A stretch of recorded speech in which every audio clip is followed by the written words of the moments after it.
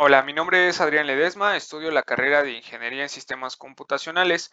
El día de hoy les voy a hablar de la arquitectura de una base de datos y la arquitectura de un sistema gestor de base de datos. El objetivo de esto es comprender lo que conlleva la arquitectura de base de datos y arquitectura de un sistema gestor de base de datos, dando a conocer de manera visual y resumida lo más destacado de estos temas. Primero tenemos la arquitectura de una base de datos. Este se fundó en 1975 por el Comité del Instituto Americano de Estándares Nacionales.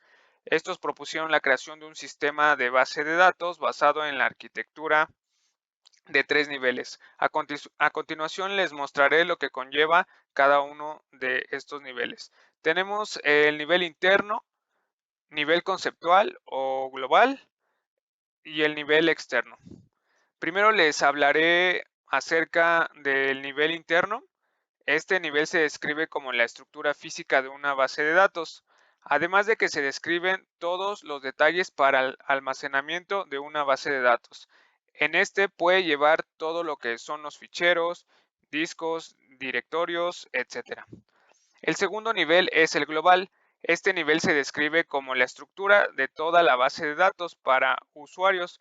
En este caso, en este nivel, esto está lo que son el personal de una empresa u organización, pero este tiene ocultos detalles de las estructuras de almacenamiento y más bien se centra en describir lo que son las entidades, los atributos, las relaciones y las restricciones. Por último, tenemos el nivel externo. Este se describe de varios esquemas. Cada esquema describe la parte de datos que le interesa a un grupo de usuarios y oculta el resto de la base de datos. Un ejemplo sería que cuando accedemos a Internet, supongamos en Google y buscamos información de un tema específico que nos interesa. ¿Qué es lo que hace esta base de datos? Oculta automáticamente todo los demás temas que no nos interesan, ya que como sabemos hay muchísimos temas que podríamos encontrar y no nos interesan. Sin embargo, se oculta toda esa información y solamente nos aparece lo que estamos buscando.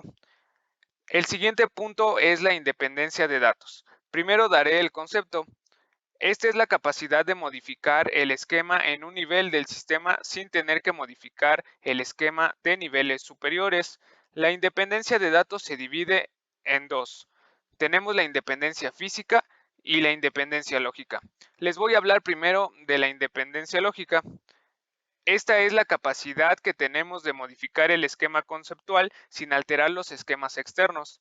Se puede modificar el esquema conceptual para ampliar la base de datos o reproducirla.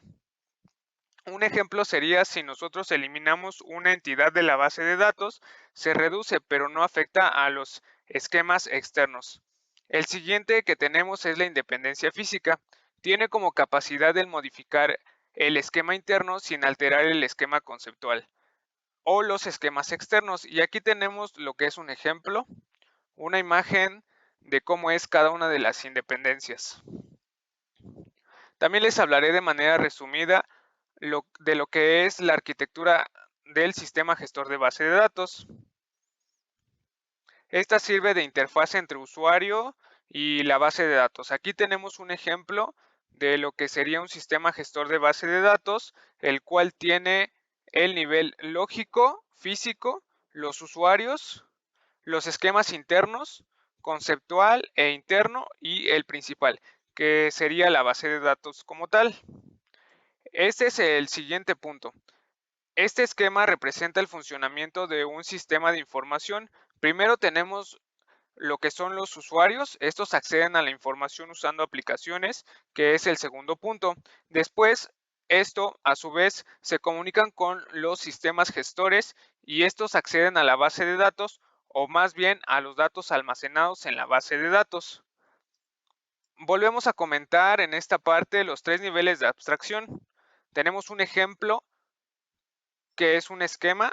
Se observa que en nivel externo se encuentran los usuarios finales que tienen acceso a distintos esquemas que a su vez se derivan de la representación lógica y asimismo se traduce a un esquema físico o forma de almacenamiento de datos. Aquí tenemos que la parte física se encuentra lo que son los datos. Esto sería lo que es un esquema interno. Por otro lado, tenemos la parte lógica conceptual. En este tenemos lo que son las tablas y relaciones.